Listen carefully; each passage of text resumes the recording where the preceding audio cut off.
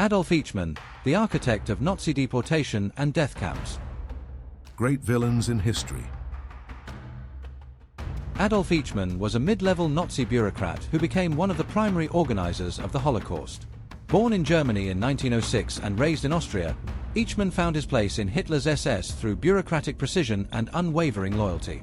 He wasn't a battlefield general or political leader, he was the man behind the logistics. Eichmann planned and coordinated the deportation of millions of Jews to ghettos and extermination camps across Nazi-occupied Europe. His cold efficiency helped transform genocide into a logistical operation.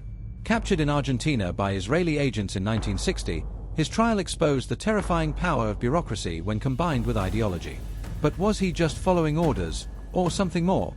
Was Eichmann truly just a cog in the machine, or was he a willing participant in genocide? What do you think? Look again at that dot. That's here. That's home. That's us. On it, everyone you love.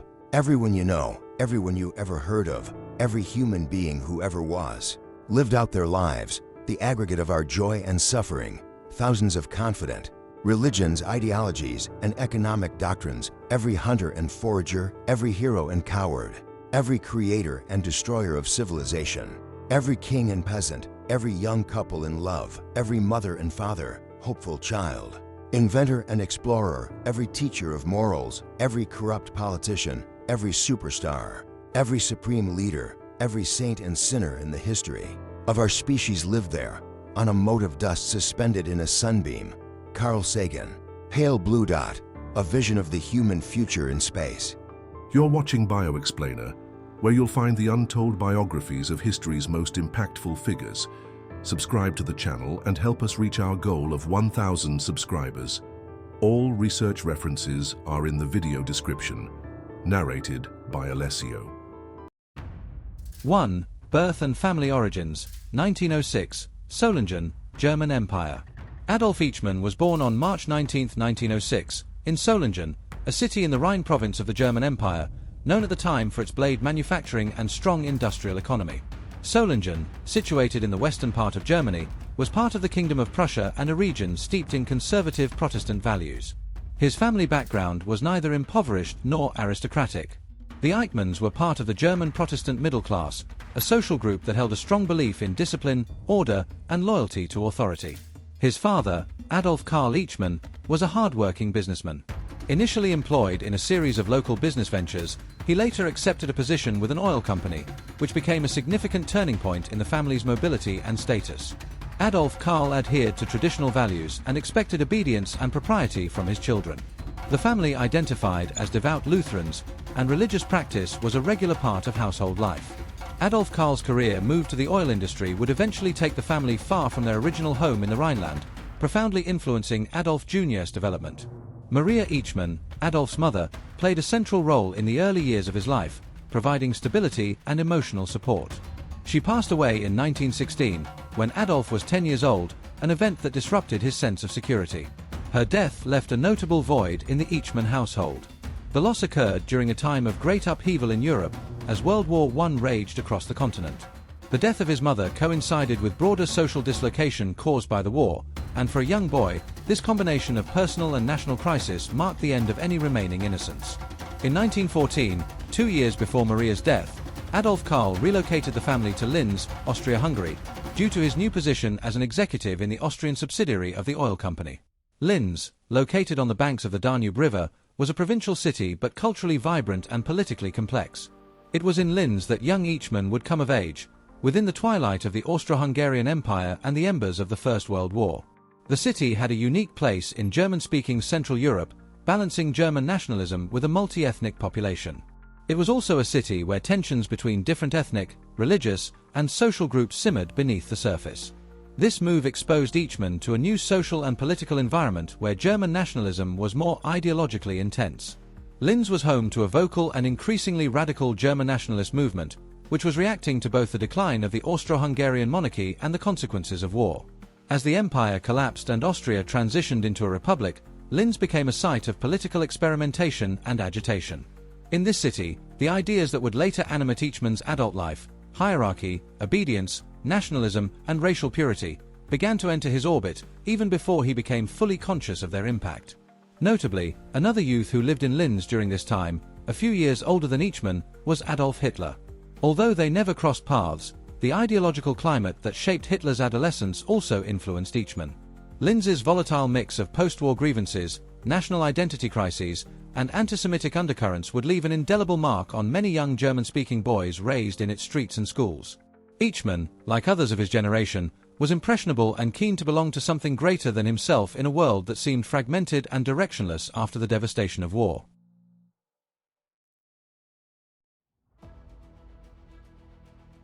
Two, Education and Early Identity Formation, 1914 to 1925. Upon settling in Linz, Adolf Eichmann was enrolled at the Kaiser Franz Joseph State Higher Secondary School. It was a reputable institution for the sons of middle-class professionals, focusing on classical education and discipline. However, Eichmann struggled academically and socially. He did not distinguish himself in any particular subject, nor did he show signs of intellectual brilliance. Classmates later recalled him as quiet, withdrawn, and somewhat awkward, traits that would follow him into adulthood. He lacked the charisma or boldness of a leader but demonstrated a notable eagerness to conform to expectations and obey authority figures. During his teenage years, Eichmann was exposed to the growing wave of anti-Semitic rhetoric that permeated Austrian society after the war. The Treaty of Saint-Germain had left Austria economically devastated and politically humiliated. Amid widespread discontent, right-wing nationalist groups gained traction, particularly those that promoted pan-German identity and viewed Jews as scapegoats for national decline. Though there is no clear evidence that Eichmann was politically radical in these early years, the prevailing ideologies of victimhood and racial hierarchy began to seep into his worldview. The seeds of antisemitism were planted, not necessarily through deep ideological conviction, but by ambient cultural conditioning. His academic performance continued to falter. He failed to graduate from the Kaiser Franz Joseph School and subsequently enrolled in a technical institution, Hohe Bundeslehranstalt für Elektrotechnik, a higher federal school for electrical engineering. However, Eichmann again failed to thrive. He dropped out after just a few semesters, lacking both the intellectual rigor and ambition needed to succeed in a demanding technical curriculum. The pattern of early failure, combined with a need for structure and purpose, would lead him to seek belonging in more ideologically rigid environments.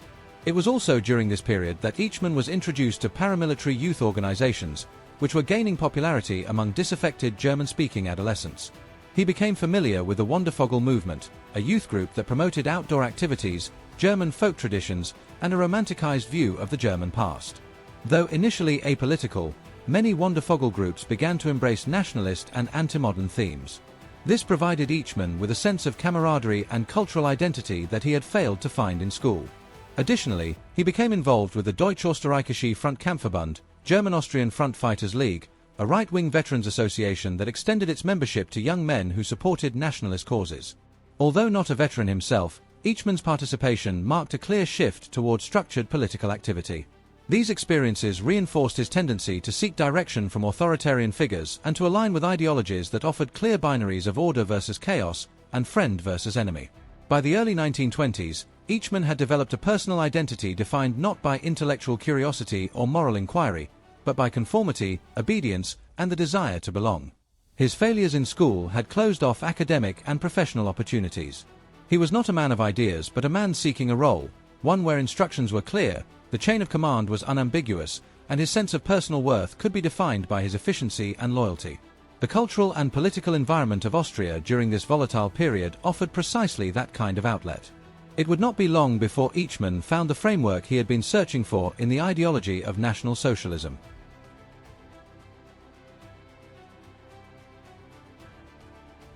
Three, Entry into the workforce and NSDAP, 1925 to 1932.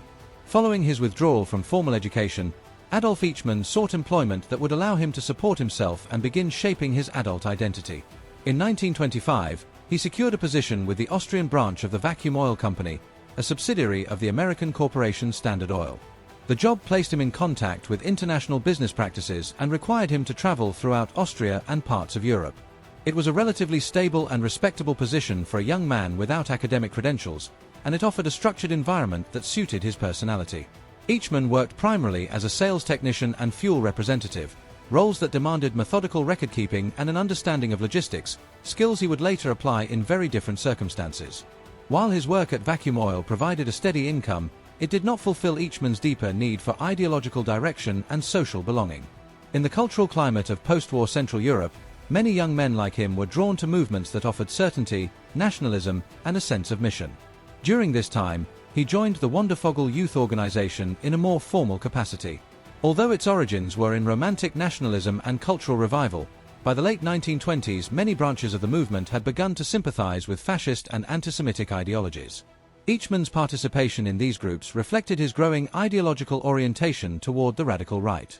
He also affiliated himself with the Deutsch-Österreichische Frontkampfverbund, a paramilitary organization composed of veterans and nationalist youths.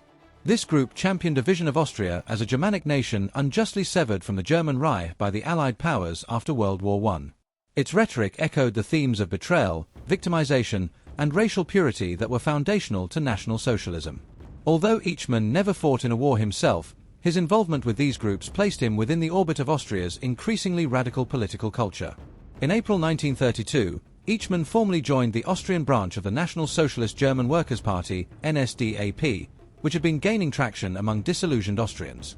At this point, the Nazi Party was still illegal in Austria, but it operated underground with a growing network of sympathizers and supporters. Eichmann's decision to join was not driven by ideological innovation or personal charisma. Instead, it reflected his pattern of aligning himself with movements that offered rigid hierarchies and clearly defined roles. In November of that same year, Eichmann also became a member of the Schutzstaffel, SS, the elite paramilitary wing of the Nazi Party. Initially, his duties were limited and largely administrative. He performed file work and clerical tasks for the SS in Austria, which allowed him to begin familiarizing himself with the bureaucratic procedures and hierarchical structure of the Nazi apparatus. He found comfort and purpose in the order and discipline of the SS, a stark contrast to the uncertainties of his previous academic and professional life. By 1933, the political climate in Austria had become increasingly hostile to the Nazi movement. After the failed Nazi coup in July 1934 and the murder of Austrian Chancellor Engelbert Dollfuss, the Austrian government banned all Nazi activities. In response, Eichmann relocated to Germany, where the Nazis had recently seized power and were rapidly consolidating their control over the state. His move was both ideological and pragmatic. Germany now offered the promise of upward mobility for party loyalists like Eichmann, especially those willing to serve in the expanding administrative and security apparatus of the Third Reich. Upon arriving in Germany, Eichmann's SS record and previous clerical experience earned him a transfer to the Sicherheitsdienst, SD, the intelligence service of the SS led by Reinhard Heydrich. The SD was responsible for gathering intelligence on political enemies and overseeing the ideological purity of the Nazi regime. Eichmann's work was initially modest, organizing files, compiling lists, but his diligence and obedience made him a valuable functionary. He did not seek power or attention. Rather, he excelled in following orders and implementing policies with bureaucratic precision. These formative years within the SS and SD would prove crucial in shaping Eichmann's role in the Nazi regime. While he was not a decision-maker or ideological architect, he was becoming exactly what the regime needed: a dependable administrator willing to carry out the will of the leadership without question or hesitation. His ascent within the ranks was not based on innovation or ideological fervor, but on his capacity to work within a system that rewarded loyalty, efficiency, and the absence of moral reflection.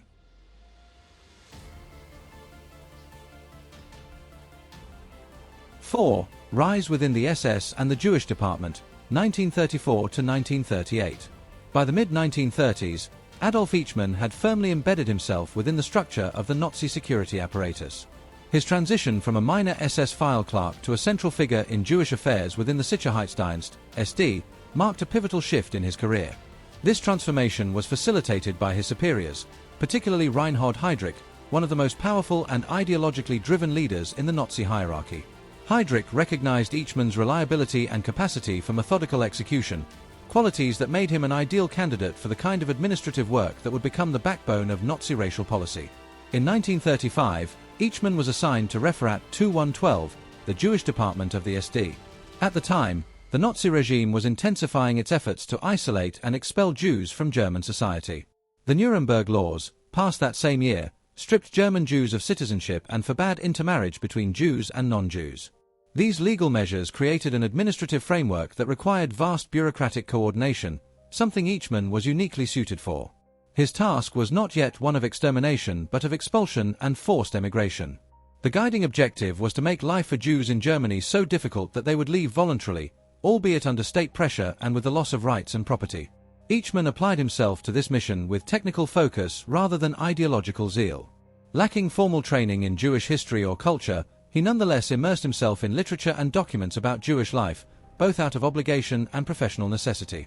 He studied Hebrew, read the protocols of the Elders of Zion, and researched Zionist texts, not out of intellectual curiosity but as part of his role in understanding and managing the Jewish question.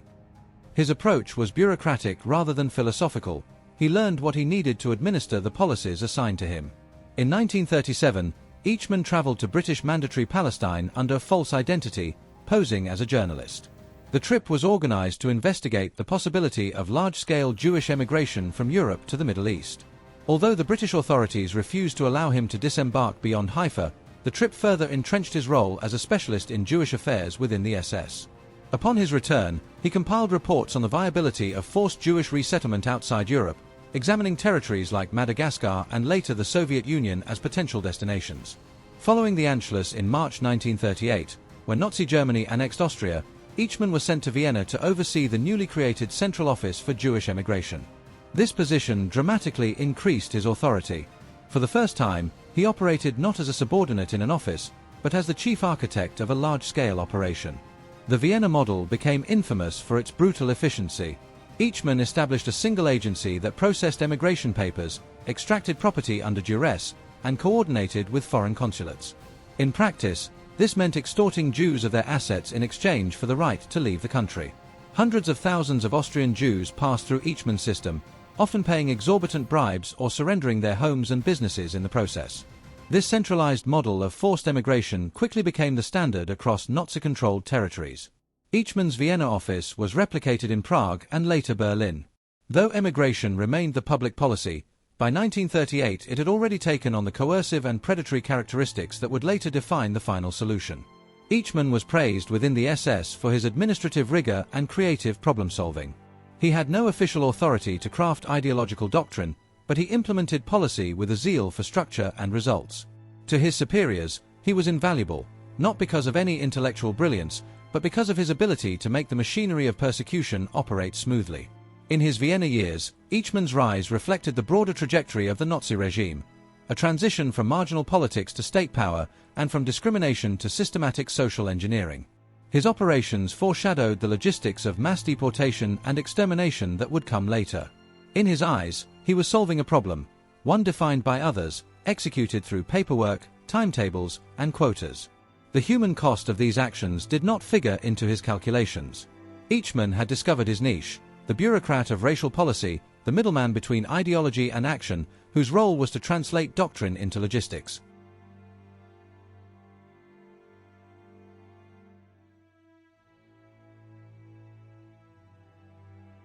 '5. Expansion of role in Nazi bureaucracy, 1939 to 1941.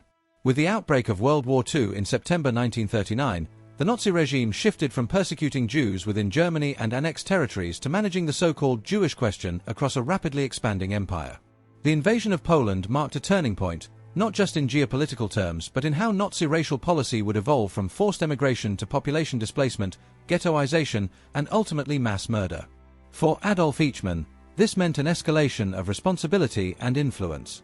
Now embedded within the Reich Main Security Office, Reichssicherheitshauptamt, or RSHA, Eichmann moved to Berlin and took charge of the newly established Office of Jewish Emigration within the RSHA's Department 4, under Heinrich Müller and ultimately Reinhard Heydrich. The RSHA was the central agency for coordinating the security and intelligence apparatus of the Nazi regime, and Eichmann's division focused specifically on Jewish affairs, collecting data, issuing orders, and coordinating deportations.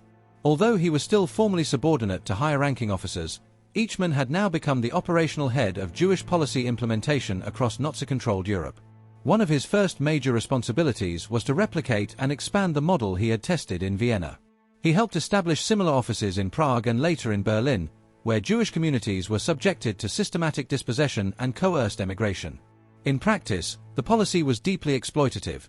Jews were forced to sign over their property, pay bribes, and navigate a labyrinth of bureaucracy to secure passage out of the Reich. Very few were successful, and even those who managed to leave often did so at immense personal and financial cost. But by late 1939, international avenues for Jewish emigration had largely closed. Many countries, including the United States, maintained strict immigration quotas and were unwilling to accept large numbers of Jewish refugees. Eichmann, recognizing this bottleneck, began shifting focus from emigration to containment. As Nazi forces advanced into Eastern Europe, he played a growing role in designing the forced resettlement of Jews into ghettos, especially in occupied Poland, where entire communities were uprooted and relocated under appalling conditions.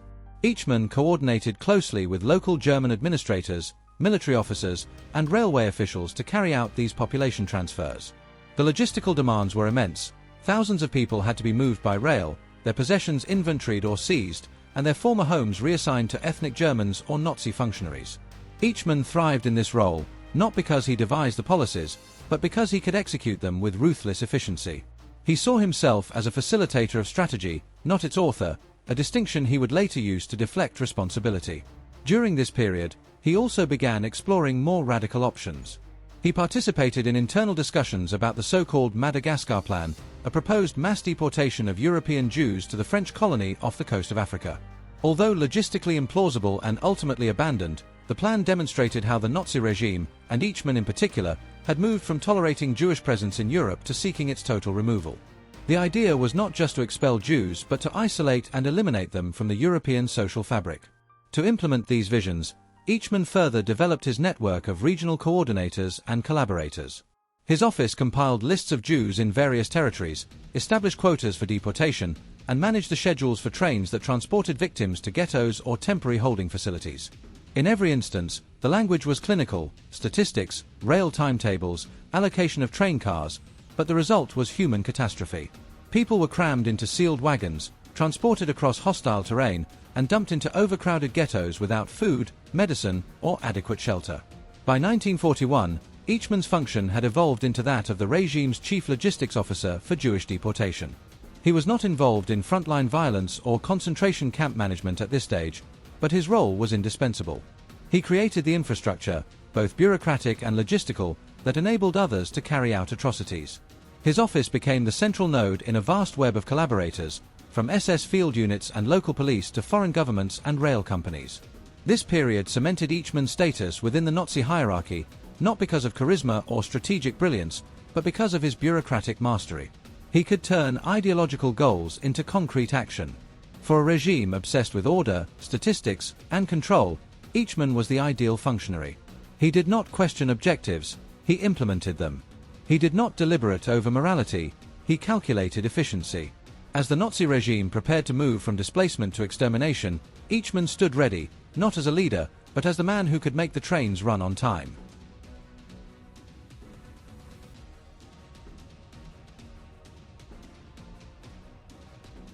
'6. The Wannsee Conference and the Final Solution, 1942. On January 20, 1942, Adolf Eichmann took part in one of the most consequential meetings in modern history, the Wannsee Conference. Convened at a villa in the Berlin suburb of Wannsee and chaired by Reinhard Heydrich, the conference brought together senior officials from various branches of the Nazi government to coordinate the implementation of what was termed the final solution to the Jewish question. While the decision to exterminate Europe's Jews had already been made by the highest levels of Nazi leadership, the meeting's purpose was to streamline the process, assigning roles, standardizing policies, and securing the cooperation of civil and military institutions across German-occupied Europe. Eichmann, at this point a mid-ranking SS officer, was not a policymaker at the conference, but his role was pivotal. He served as the meeting secretary, recording minutes, distributing data, and preparing logistical frameworks. His contributions were administrative, but they were essential. Eichmann presented statistical breakdowns of Jewish populations across Europe, including in Allied, neutral, and German-controlled territories. These figures, drawn from years of data collection, reflected the scale of the intended operation. They were not merely numbers, they were the roadmap for genocide. The atmosphere at Wannsee, as later recounted by Eichmann himself, was professional, even casual. The men in attendance, lawyers, military officers, bureaucrats, discussed the extermination of millions with the same detached efficiency they might use for economic policy or infrastructure development. There were no visible moral objections or philosophical debates. The focus was on coordination: who would do what, where, and when. The entire process was to be framed as a legal and administrative task, not a moral or humanitarian crisis. Following the conference, Eichmann returned to his office with a clear mandate: to put the final solution into motion. He drafted and circulated the conference's secret protocol, carefully sanitizing the language to remove explicit references to murder while preserving the core intent. The euphemism evacuation to the east became a common term in Nazi documents, understood within the regime to mean deportation to death camps. Eichmann's unit, Subdepartment 4B4 of the RSHA, became the nerve center for coordinating mass deportations from across Europe. His role was not theoretical. He organized transport logistics, determined the frequency and destination of deportation trains, and interfaced with both German and foreign officials to ensure cooperation. The complexity of this system was immense. It required coordination with the German railways, Deutsche Reichsbahn, local police, foreign governments, and the administrators of ghettos and camps. Eichmann managed it with cold precision. He oversaw the development of standardized procedures for seizure, assembly, and deportation. Jews were to be rounded up from cities and towns, concentrated in transit ghettos or assembly centers, and then loaded onto trains. These trains, freight cars with no heat, food, or sanitation, carried them to death camps in occupied Poland, Auschwitz, Treblinka, Sobibor, Belzec, and others. Most passengers would be dead within hours of arrival, their possessions confiscated, their identities erased. Eichmann's genius, if it can be called that, lay in the banality of his methods. He did not kill with his own hands, nor did he witness most of the atrocities. Instead, he moved through offices and train stations, reading files and signing orders. His power came from his ability to translate abstract ideology into functioning logistics. He understood quotas, scheduling, and supply lines. He maintained meticulous records of how many people were transported, when, and where. These records, later recovered by Allied investigators, formed a crucial part of the evidence used in post-war trials. During this time, Eichmann maintained a demeanor that many colleagues found unremarkable. He did not exhibit ideological fervor in public, nor did he question the ethics of his assignment. To many who worked alongside him, he was just another bureaucrat, a man in a uniform, managing paperwork. But the scale of the machinery he operated made him indispensable. Without someone to coordinate the trains, the lists, the permissions, and the clearances, the extermination system would have faltered. Eichmann made it work. His detachment from the consequences of his work, his ability to focus on technical details while ignoring the human suffering they produced, became one of the defining characteristics of his personality. He did not see himself as a monster or a murderer. In his mind, he was simply doing his job, executing policy as efficiently as possible, obeying orders from superiors, and meeting the expectations of his role. That mindset, order without reflection, loyalty without conscience, was not unique to Eichmann, but he embodied it in its purest form. The 1C conference was his moment of transformation, from a regional administrator of emigration to the chief engineer of genocide.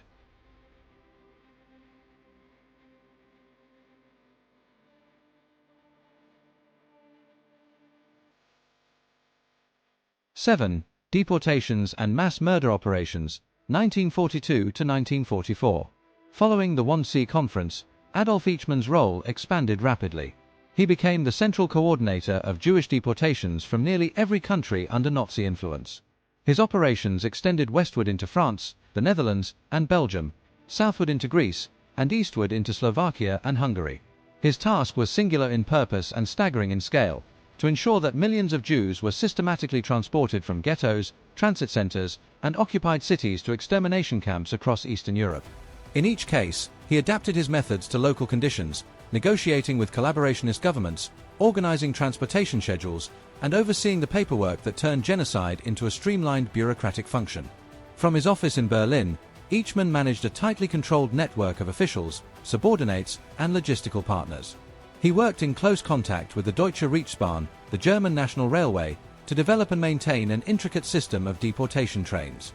These trains, usually composed of repurposed freight or cattle cars, were the primary mode of transport to the death camps. Packed beyond capacity, often with no ventilation, food, or sanitation, many prisoners perished before reaching their destination. Those who survived the journey were usually murdered upon arrival. In France, Eichmann collaborated with both German occupation authorities and the Vichy government to identify, arrest, and deport Jews.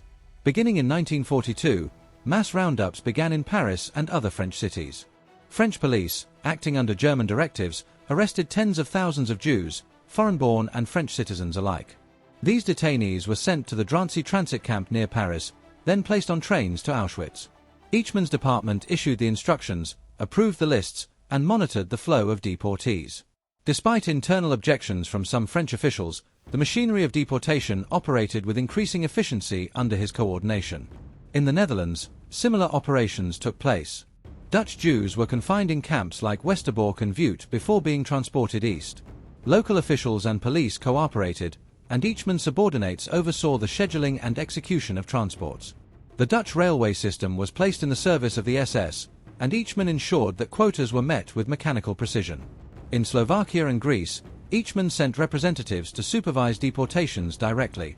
These emissaries, often trained in Berlin, operated under his orders and reported back regularly.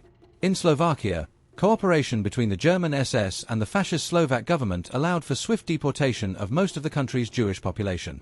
Trains ran from Slovak cities to Auschwitz and other camps under Eichmann's management. In Greece, particularly from the city of Thessaloniki, the Jewish community was annihilated with similar methods. Most Greek Jews were deported in 1943, transported over long distances in brutal conditions, often directly to the gas chambers. But it was in Hungary that Eichmann's operations reached their most destructive crescendo. In March 1944, following the German occupation of Hungary, Eichmann arrived in Budapest to take personal command of Jewish deportations. Unlike other parts of Europe, Hungary still had a large and relatively intact Jewish population, over 700,000 people, many of whom had not yet been deported or confined to ghettos. Eichmann established his office in the Hotel Majestic and quickly began implementing a plan to deport Hungary's Jews with unprecedented speed and brutality. Between May and July 1944, roughly 437,000 Hungarian Jews were deported to Auschwitz. Most were killed upon arrival. This 3-month period represented one of the fastest and deadliest phases of the Holocaust. The logistics were staggering: 4 trains per day, each carrying up to 3,000 people, operated with ruthless regularity. Eichmann managed the coordination of police forces, Hungarian officials, rail schedules, and camp intake capacities. He personally visited collection points and oversaw the loading of trains. His Hungarian operation demonstrated the full extent of his logistical capabilities and his willingness to carry out genocide without hesitation or remorse. Throughout this period, Eichmann maintained extensive communication with other SS departments, particularly those managing the concentration and extermination camps. He exchanged correspondence with camp commandants, adjusted deportation schedules based on killing capacity, and monitored reports on intake and execution rates. He took pride in punctuality and order, and his language remained steeped in euphemisms: resettlement, evacuation, treatment, even as millions were being murdered. Eichmann's strength was his ability to remain emotionally detached from the consequences of his actions. He did not need to witness killings or visit gas chambers regularly, though he did on occasion, to fulfill his role. His domain was logistics, not ideology, trains, not tombs.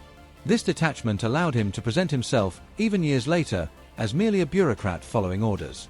But behind the paper trails, manifests, and rail charts were human lives, millions of them, extinguished by a system he had helped design and operate. By late 1944, as Allied forces advanced from both east and west, the Nazi regime began to collapse. Yet Eichmann remained committed to his mission. He continued organizing deportations until the infrastructure itself began to disintegrate. As the war turned decisively against Germany, he oversaw the destruction of records, the evacuation of camps, and the final deportations from areas still under Nazi control. He had no illusions about what was happening, but neither did he express regret or dissent. His loyalty to the SS, and to the organizational machinery of genocide, remained unshaken to the end.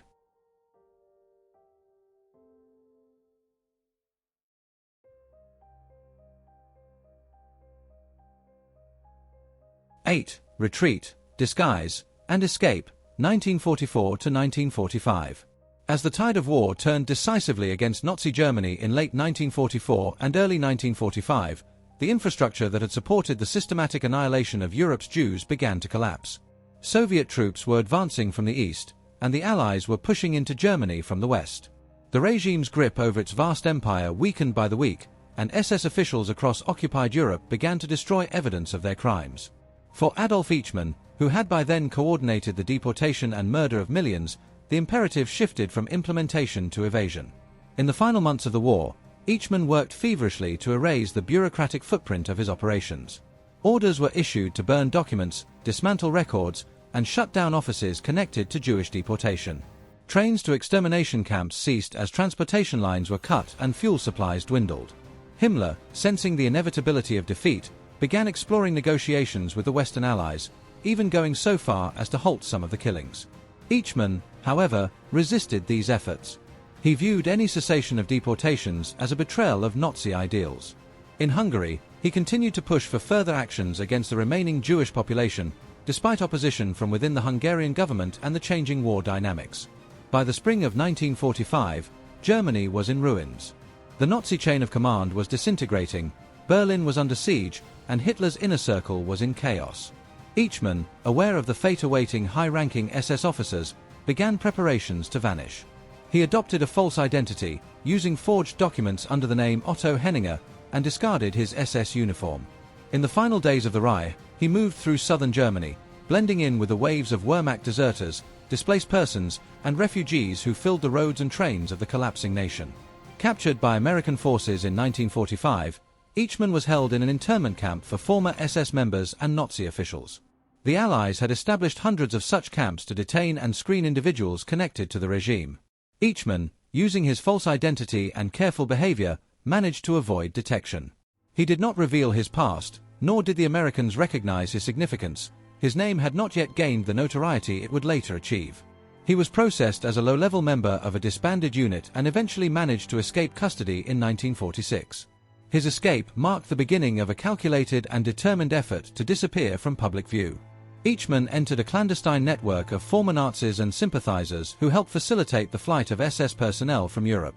This network, later known by historians as Odessa, Organisation der ehemaligen SS-Angehörigen, was not a single formal body but rather a series of overlapping routes and contacts that allowed hundreds of war criminals to flee justice.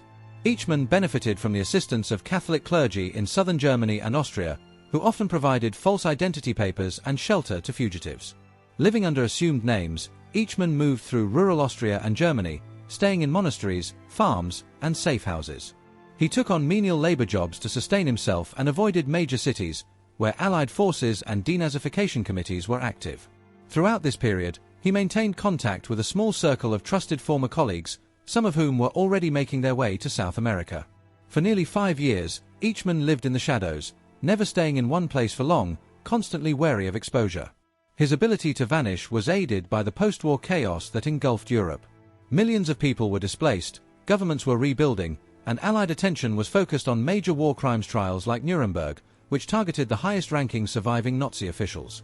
Eichmann, a mid-level functionary who had not appeared prominently in Allied intelligence files, escaped the dragnet.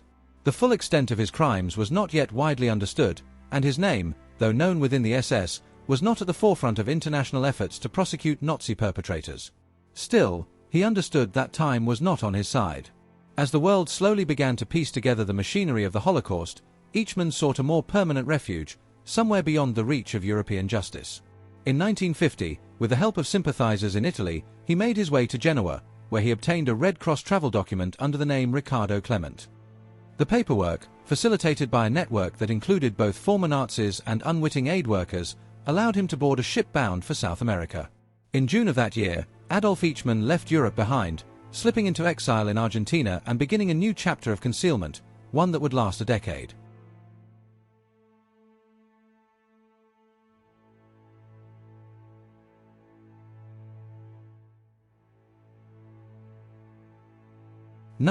Exile in Argentina, 1950 to 1960. Adolf Eichmann arrived in Argentina in 1950 under the alias Riccardo Clement, a name he would use for the next 10 years. Argentina, under the presidency of Juan Domingo Perón, had become a haven for former Nazis and fascist collaborators fleeing post-war Europe. Perón's government, sympathetic to authoritarian ideologies and wary of communist influence, allowed many of these fugitives to enter the country with limited scrutiny. The Argentine immigration system at the time was porous, and with the help of forged documents issued by the International Red Cross and Vatican-linked refugee agencies, Eichmann entered the country without attracting suspicion. Upon arrival, Eichmann initially lived modestly in the outskirts of Buenos Aires. He took up manual labor jobs, working first in a construction firm and later as a mechanic. These years were marked by poverty and obscurity. He lived in small apartments or shared housing, always keeping a low profile, avoiding political discussions, and restricting his social circle to a few trusted individuals. Despite his former high-ranking position in the Nazi regime, Eichmann adapted to his new life with the same administrative discipline he had applied to organizing genocide. He did not write memoirs, give interviews, or attend political gatherings. He was determined to remain hidden. In 1952, his wife and sons joined him in Argentina. They too adopted the Clement surname, and the family settled in the working-class neighborhood of San Fernando, on the outskirts of Buenos Aires. Eichmann continued to present himself as a humble technician, working for various companies before securing a more stable position at Mercedes-Benz Argentina. He was employed in the factory's quality control department, a job that suited his methodical nature and paid enough to support his family. At work, he was punctual, quiet, and generally regarded as unremarkable, traits that helped shield him from suspicion. Despite the appearance of anonymity, Eichmann maintained ties to a small network of former SS officers and Nazi sympathizers in Argentina. Buenos Aires had a sizable German expatriate community, and within it, pockets of far-right ideology remained active. Though he refrained from openly discussing his past, Eichmann occasionally attended gatherings of former German officers, and it was through these contacts that his name eventually resurfaced in post-war investigations. He did not fully isolate himself, but he never allowed anyone outside his inner circle to know his true identity. During his years in hiding, Eichmann occasionally spoke about his role in the Third Reich with startling candor, particularly within his family and among trusted associates. In private conversations, he justified his actions as those of a soldier following orders and continued to express ideological commitment to Nazi principles. There was no remorse, only a desire to avoid accountability. His sons were raised with sanitized versions of his past and, to some degree, absorbed elements of his worldview. One of them, Klaus Eichmann, became more politically vocal and ultimately played an unwitting role in exposing the family's secret. By the mid-1950s, German and Israeli authorities had begun to re-examine cold leads on Nazi war criminals still at large. The name Adolf Eichmann began to reappear in the files of prosecutors, journalists, and Nazi hunters like Simon Wiesenthal. Rumors circulated that he might be living in Argentina, though the trail remained vague. Key breakthroughs came not from formal intelligence networks but from civilian informants. In 1957, a German Jewish émigré living in Argentina told German authorities that Klaus Eichmann had boasted of his father's identity. This tip reached Fritz Bauer, a German prosecutor in Hesse who was determined to bring Eichmann to justice. Bauer, wary of Nazi sympathizers within the West German government, bypassed his own country's institutions and contacted Israeli intelligence directly. Mossad, Israel's intelligence agency, launched a discreet investigation into Ricardo Clement. Agents were dispatched to Buenos Aires, where they conducted covert surveillance and confirmed, through photographs and background checks, that Clement was indeed Adolf Eichmann. Eichmann, by then in his mid-50s, had grown more confident. His sons were older, he had a stable job, and his alias had withstood a decade of scrutiny. He did not know that he was being watched. Nor did he realize that Israeli agents were planning a complex and dangerous operation to capture him. His anonymity had allowed him to avoid the fate of other high-ranking Nazis brought before tribunals. But his past, carefully hidden, delicately managed, was about to catch up with him. As the Mossad closed in, Eichmann remained unaware. He followed a routine life, commuting to work, visiting friends, and spending time with his family. He had no sense that the walls were closing in or that international interest in his case was growing. He believed that Argentina's protective stance toward Nazi fugitives would keep him safe. But the moral urgency of the Holocaust survivors and the persistence of a few determined investigators ensured that justice would not be indefinitely postponed. His capture was imminent.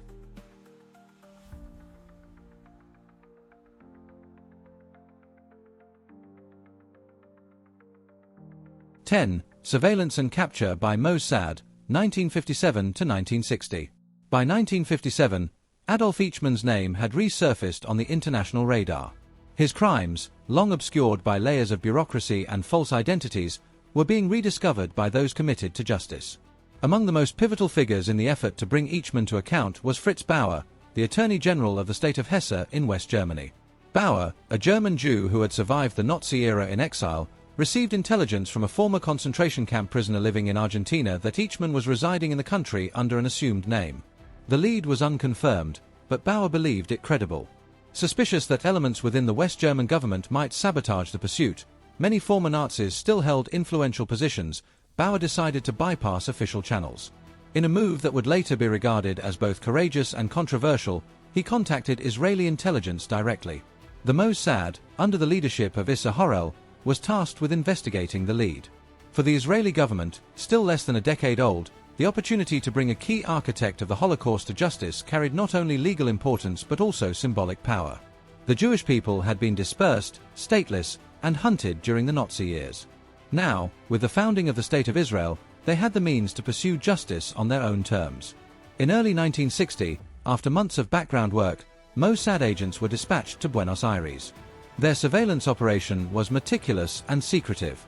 Agents posing as tourists, diplomats, and businessmen scouted Eichmann's neighborhood in San Fernando, observed his routines, and took covert photographs. Eichmann was still using the alias Ricardo Clement, but the agents confirmed his identity through physical resemblance, behavioral patterns, and his interactions with his sons, particularly Klaus, who openly used the Eichmann surname in public. Over weeks of careful observation, they determined that Eichmann took the same route home from work each evening, walking from a local bus stop down a dimly lit street to his modest house. His routine was predictable, his guard lowered. On May 11, 1960, the Mossad team put their plan into action. As Eichmann stepped off the bus and walked toward his home, agents approached under the cover of dusk. One agent called out in Spanish, asking if he was Ricardo Clement. When Eichmann turned to respond, he was overpowered and forced into a waiting car. The abduction was swift and silent. Within seconds, one of the most wanted fugitives of the 20th century had been captured. The agents transported Eichmann to a safe house in Buenos Aires, where he was interrogated and held for over a week. During this time, he admitted his identity under pressure but maintained a calm demeanor. He was not tortured or physically harmed. The Mossad, concerned about diplomatic fallout, proceeded with great caution. Argentina had not been informed, and the Israeli government was aware that an international incident could erupt if the operation were exposed prematurely. To exfiltrate Eichmann, Mossad devised a daring plan. He would be sedated, dressed in an airline uniform, and smuggled aboard an LOL plane returning to Israel from a diplomatic visit. On May 20, 1960, under heavy sedation and posing as a sick crew member, Adolf Eichmann was taken to Ezeiza International Airport and placed aboard the plane. The team had forged diplomatic documents and official approvals. The operation was conducted with military precision. When the aircraft landed in Tel Aviv, Israel officially announced the capture. Prime Minister David Ben-Gurion made the revelation before the Knesset, stating, "Adolf Eichmann, one of the greatest of Nazi war criminals, is in Israeli custody." The announcement sent shockwaves through the international community. Argentina protested the abduction as a violation of its sovereignty and lodged a formal complaint with the United Nations. But for many around the world, especially Holocaust survivors and the Jewish diaspora, the news brought a profound sense of vindication. Eichmann's capture was more than a legal event. It was a moral milestone. For years, Nazi war criminals had hidden in plain sight, living unpunished lives in foreign countries. Now, one of the men most directly responsible for the Holocaust would face trial, not in the shadowed halls of military tribunals, but in a public courtroom before the world. Awaiting trial in an Israeli prison, Eichmann remained composed. He denied personal guilt, claiming he had merely followed orders, insisting he was a cog in the machine, not its engine. His demeanor was not that of a raving ideologue but of a bureaucrat who could no longer shield himself with protocol and paperwork. The trial would put his words, and the full machinery of Nazi extermination policy, under global scrutiny. Thank you for watching. If you want to learn more about the people who shaped history, here are 2 more videos you might enjoy. The Rise of Emperor Napoleon Bonaparte, Biography, George Orwell, The Man Behind 1984, and Animal Farm.